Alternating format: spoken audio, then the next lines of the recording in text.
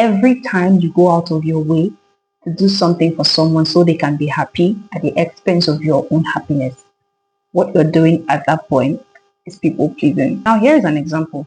You agree to do something for a friend even though you feel exhausted because you do not want them to feel disappointed. So you just go out of your way. It's going to be a whole lot. It's going to drain you. This particular chore is not something you're in the right frame of mind to do, but you just do them because you feel like you shouldn't disappoint this friend. Now that is people pleasing. Another scenario is an example I'm going to pick from my last video. You see those people who do not have enough funds for a big wedding, but then they go out of their way to go borrow, take loans from here and there, shut their businesses down just because they want to have a big wedding. They are people pleasers because you're doing that to please people. You are doing that for the aesthetics you want to present to people. What your friends will say, what will your colleagues say, what will this person say, how will they see it? You are a total people pleaser. So some people turn into people pleasers without even recognizing it. Today I'll be showing you how to set boundaries, put yourself first, and take back your power without feeling guilty.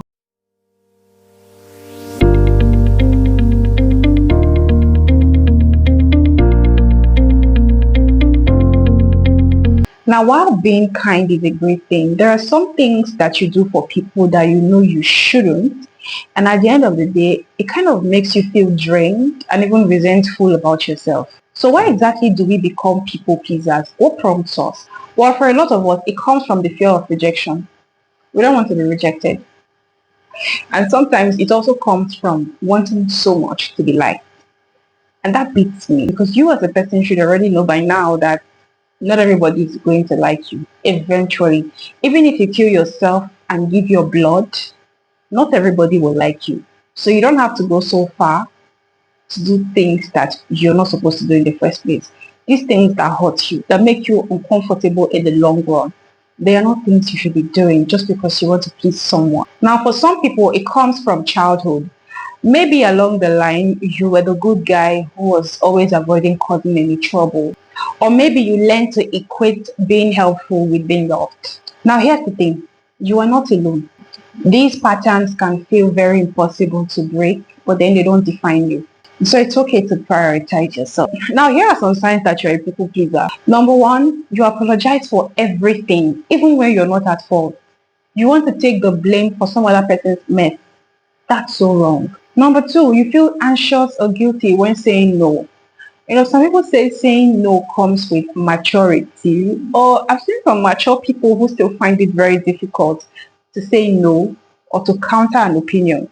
Some people don't even get to say their minds when a conversation is being had. It's as bad as that. So I don't think it has anything to do with being mature. I think some people are just ignorant of the fact that they have the right to say no and you won't be wrong. Number three, you avoid speaking your mind just because you want peace to reign. And then you're now doing things you're not supposed to do because you weren't able to say your mind. So you go behind the door to go sulk.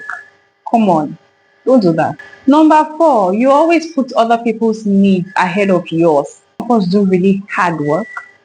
And sometimes after working for the entire month, you get nothing for yourself. You do so much for others, but you never do for yourself. You're buying clothes for people. You're paying school fees for people. You're providing food. But you do not even have the time to take care of yourself. Now, here are steps to stop people pleasing. One, recognize when it happens. Try and be able to know when you're beginning to show people pleasing traits. And that will take us to number two, which is your ability to say no. You need to grow to that point where you just say no. I can't do this. And you don't have to outrightly say no, like no. You could say, I appreciate you for asking, but I'm not available right now. Oh, I'm so sorry, but I can't handle this right now. Maybe in the future I'll be able to help, but for now, I really can't. Number three, please set boundaries. Setting boundaries helps you to communicate limits to people. It helps you to tell people where they should step on and where they should not step on when it has to do with your space. Now, there are two kinds of people when it comes to boundaries. There are people who set boundaries with their attitude. Let's say you go over to visit an acquaintance and you're trying to get into their kitchen and then they just make a face. They're like, You know, they give that hard face that tells you, I don't want you in my kitchen, for goodness sake.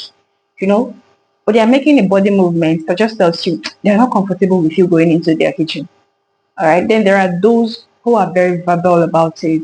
Those who speak up, those who tell you, listen, hey, you can't go in there. I'm so sorry. I don't like people in my bedroom. It's my private space, so you can't go in.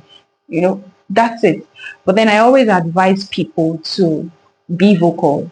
I would always choose to be vocal, of course, because I don't want anybody giving an excuse that uh, they did not understand the message passed just because I wasn't able to boldly communicate to them verbally. So I would always advise that, when someone is doing something that's stepping on you or you're not comfortable in, you could just tell them, listen, I didn't like that. Please don't do that again. Or you can't do this around me. Or maybe they're in your house. Hey, you can't get into my kitchen. I'm sorry. I don't let strangers into my kitchen.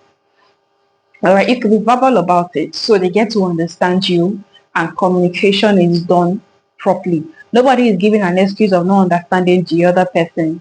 So that when in the future they repeat the same thing, you would have every right to give them a stronger warning. Now that is what setting boundaries does for you. Number 4, resist the guilt. You don't have to feel guilty because you told somebody no. Now, please, I'm not asking you not to help people. I hope we're understanding. I'm asking you to not do gestures that are going to affect you negatively. Those things that you know that you're not ready to do at the time, you don't have to do them. Okay? Those things that make you sacrifice your peace, those are the exact things I'm asking you not to do. Not like I'm asking you not to be kind. Of course, we have to be kind. Now, if you watch this video to this point and you're finding it valuable, of course, I know you are. Don't hesitate to hit that subscribe button and give me a thumbs up. 5, practice self-care. When you are in an intentional journey of taking care of yourself, it becomes difficult for you to even be in that place where somebody is trying to, step on you, or where you are trying to sacrifice yourself on the cross for another person. Because you're in an intentional journey. You're trying to do right by yourself. So you don't even get that urge to want to do something that's going to break you later. So that's why it is important to take care of yourself. Always do that. Always, always be kind to yourself because you are very important. Now, breaking free from people pleasing is not easy. But every time you say no or you refuse to do something at the expense of your peace, you take control of your life, and nothing beats that. That is beautiful. That is what you should always do. Prioritizing your needs and your peace and your rest, it makes you a stronger person. Now I want to hear from you. What is that one thing or that one scenario that you've struggled to say no? Do you want to share with us? Leave it in the comment section and I'll see if we have to work together to find solutions. Just in case you're finding it difficult to say no, I'm your biggest fan. Remember that I am your biggest fan and I appreciate that you are here. So I'll see you in my next video and bye-bye.